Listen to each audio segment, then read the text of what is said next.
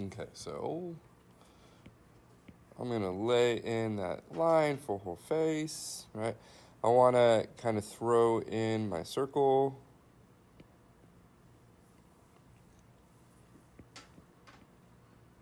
For her side plane.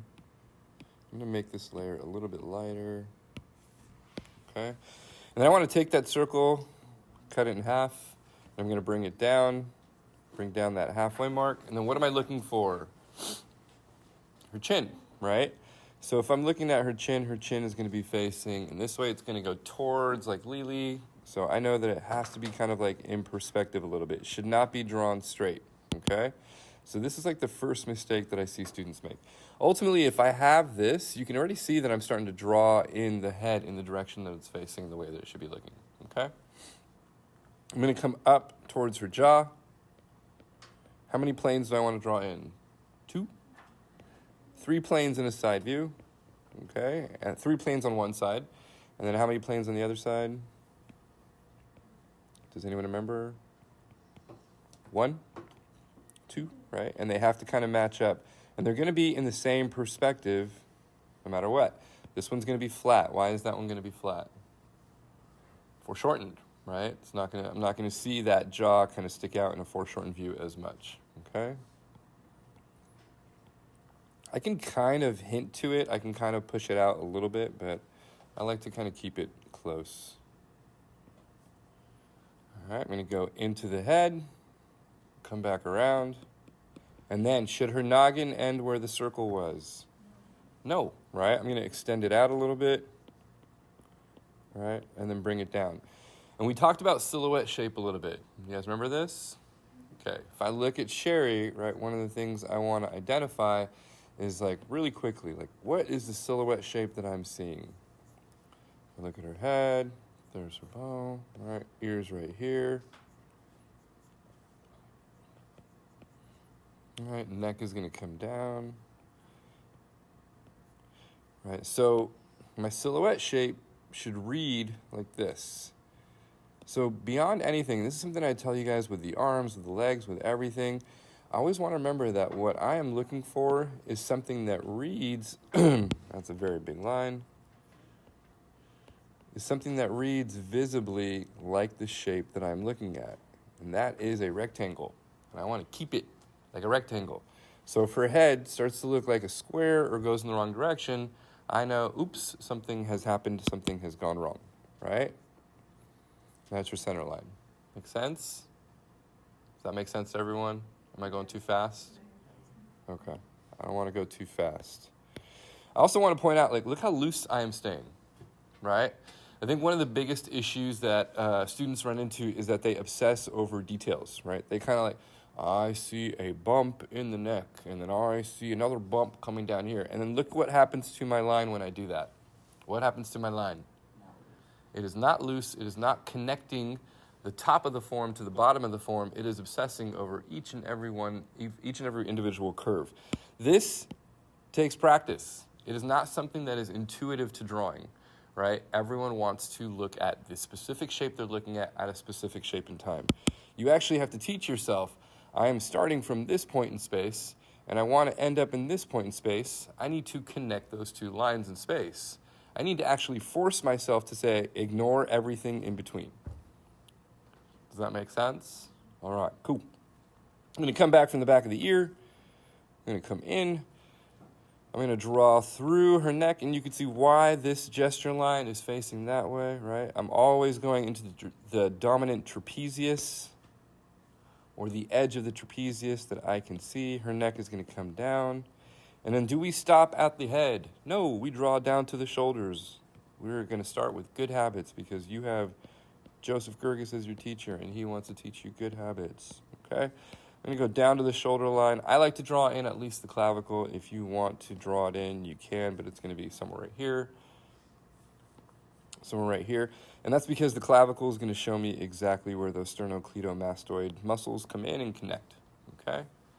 Notice, I'm still staying loose, right? I'm not trying to get too obsessed. Let's put our phones away loose. Thank you very much. All right? Anyone have any questions so far? Okay. So let us zoom out. Layer 2. Layer 2. What do we do with layer 2, the second draft of our drawing? We take that very loose sketch, and then what do we do? It's like sculpting. If I have a big piece of clay, I'm going to take that big piece of clay, throw it down, and then I'm going to take my finer tools, and I'm going to start making more clear decisions, right? I'm going to start thinking about planes. This is where planes come into play. First thing I'm thinking about, shapes. Second thing I think about is planes. So when I get into planes, you're going to notice my drawing does something very different. I start using straight lines, okay? I come in, and I find, hello, that the shapes that I'm drawing need to be very specific to my model. So I count. How many planes did we say made the roof of the head? Yeah, 5. 1, 2. Her planes go up a little bit. All right, 3, 4, 5. Okay? And you can see I'm adjusting my what? Starts with an S. Sounds like shapes. Shapes. The shapes start out generic, and then what do they do? What do they do? They get specific, right? I always start out loose, I get clear, right? I always start out general, I get specific. If I try and start specific from the get-go, at least for me, my proportions always end up a little bit wonky, okay? I always want to start out with a general shape, get my general proportions and placement down, and then I'm going to get specific. I'm going to come down, draw down through her cheekbone, come up and over through that cheekbone. You're going to notice I'm going to make some adjustments because this is what I always do. I'm going to come into her jaw, right? And then her jaw has a little curve to it. I'm going to throw in that curve, build out that jawline. Okay, I'm going to turn my pencil when I want that soft edge. Okay, and then I'm going to close the gap. So I am like almost at her level in terms of like where her head is, but she's a little bit higher than me. So I want to draw in the second plane. The two most important planes are the cranium and the jaw. Cranium is pretty much done for me at this point. I'm going to go in and reestablish the center line, but before I do that, the very second thing I want to do is establish the planes of the jaw. So I'm going to come in, and I want to make it feel like her jaw is supporting her head. I'm going to go up and over. I'm going to come around, and I want to make sure, if I can't see it, that I'm looking for either a reflected light or like a shadow shape. And that shadow shape or reflected light is what's going to make it feel like that jaw is actually being supported. Now, this is a little bit of a funky shape because I'm getting really specific, but you guys are good draftsmen. You can kind of see what I'm doing. Ultimately, what I'm doing is I'm taking a very simple jawline, right? Something that looks like this. And I am just adding on a bottom plane, right? So it feels like it's supported as it's coming around, okay?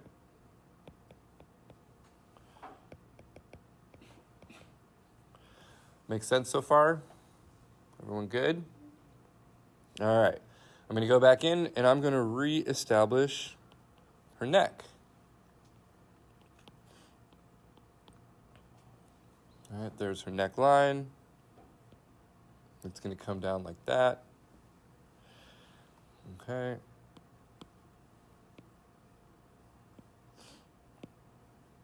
And then she's got that sternocleidomastoid muscle right there. It's muy importante.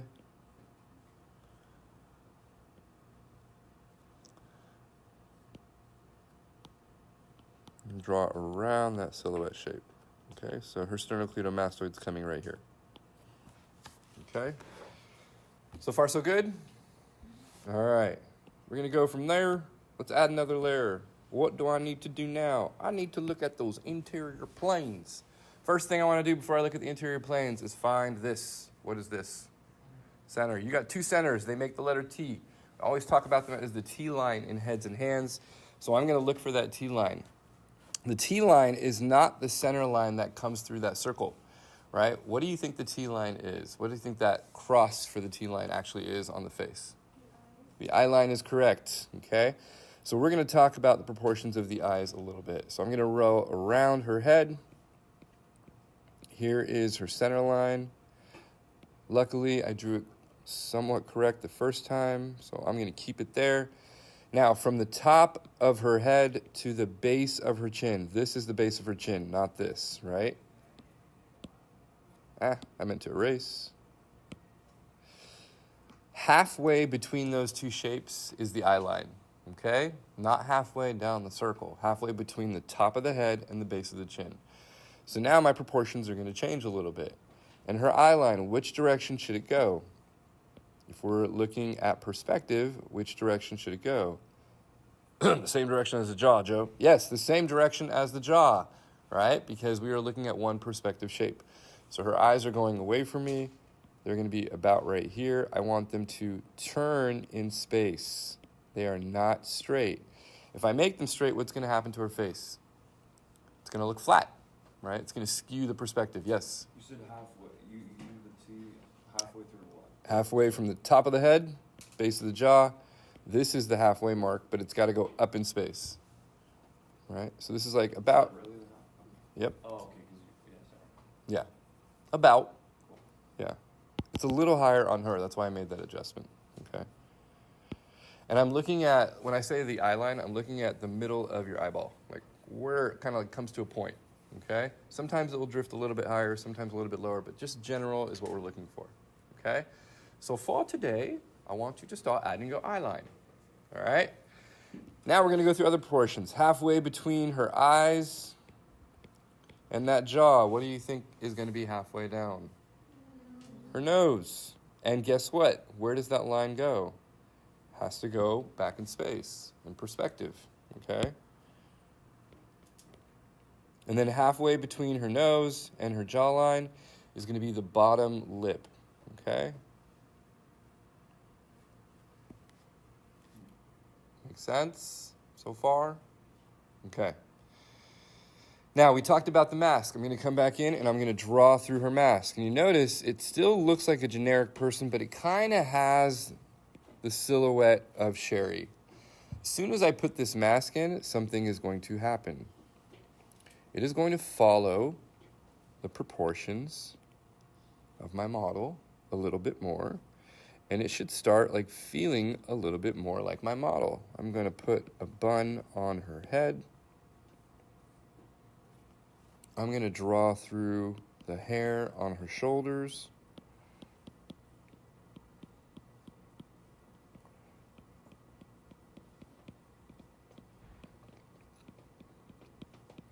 And this generic head that we have, it ain't going to be generic forever, right? We're kind of building into those forms. Now, what am I missing? The ear, right? And if I don't have that ear, she can't hear, and that would be a horrible thing. We got to put that ear in, people.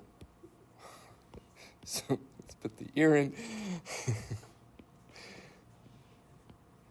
All right, I'm going to come in.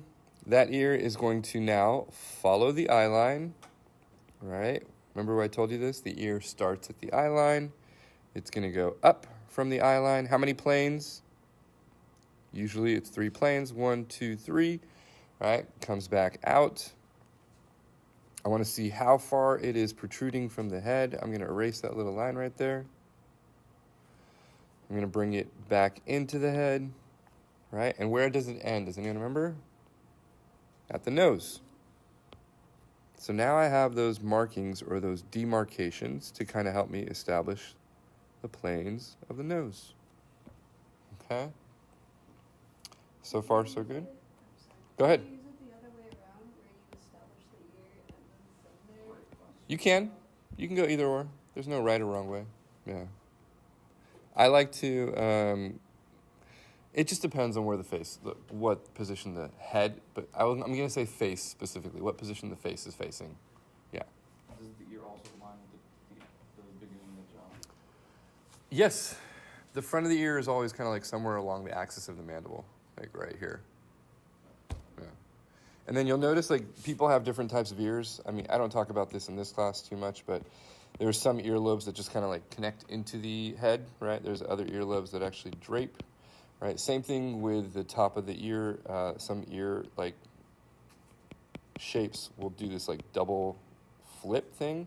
Other ear shapes will just kind of like circle around. Everyone's got like different ears, but if you can basically learn like a C curve, with like a line that comes up and a little around, you're going to notice it looks like a cartoon, right?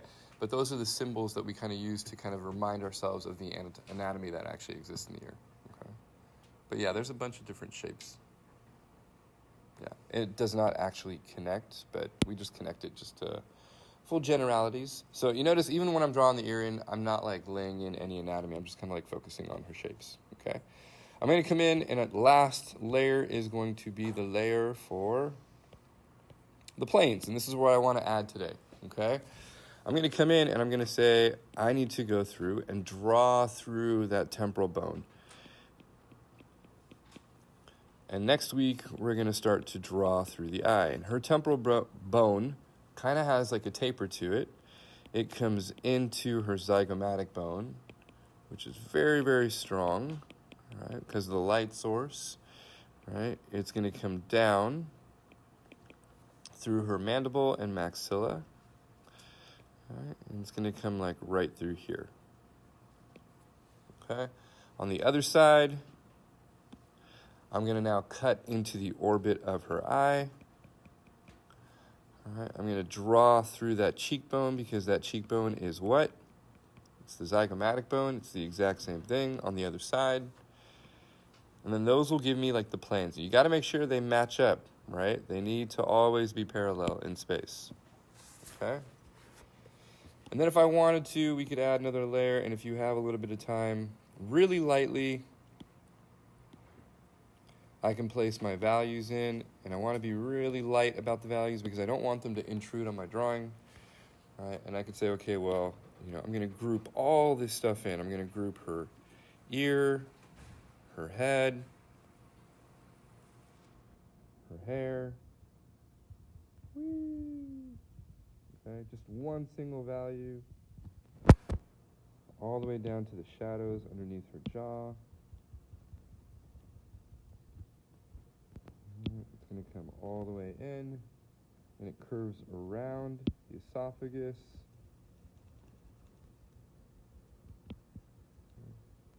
And goes all the way through those forms. Okay, and then into the hair. Now, are there other values happening? Yes, there's like this shadow happening under her nose, for sure. Right, there's all these values that are going to happen in the eye socket, which we can talk about, but all that stuff is going to happen next week, so I'm not going to jump into that just yet, okay? You're good, Sherry, thank you. Does anyone have any questions of what I want to see today? No? So it's from the corner of one of the 5 planes. It starts off and Your zygomatic bone comes up and around, and it goes, your temporal brow comes up and around, and it cuts right through the front plane, right? So we can look at it on what'd you call him? Jared? Jerry. You can look at it on Jerry, right? This is your zygomatic, your temporal brow. It goes all the way to the brow, right? Cuts all the way across, and it slices that side of your head out. But it's going to connect at a diagonal. Why does it connect at a diagonal? Because it's cutting out the eye on both sides, right? That's actually your anatomy, right? This orbit is very shallow. It's almost like a straight line. But in some models, you'll see that orbit will actually go back in space, right? And then it'll cut back into that cheekbone. So your zygomatic bone is going to protrude right through here. And then we just cut right across. You can see a little bit more clearly on this side. It goes right through the maxilla and the mandible, okay? So we're using these to kind of like map out our value relationships and also where the anatomy gets placed. So that's what I want you to look for, okay?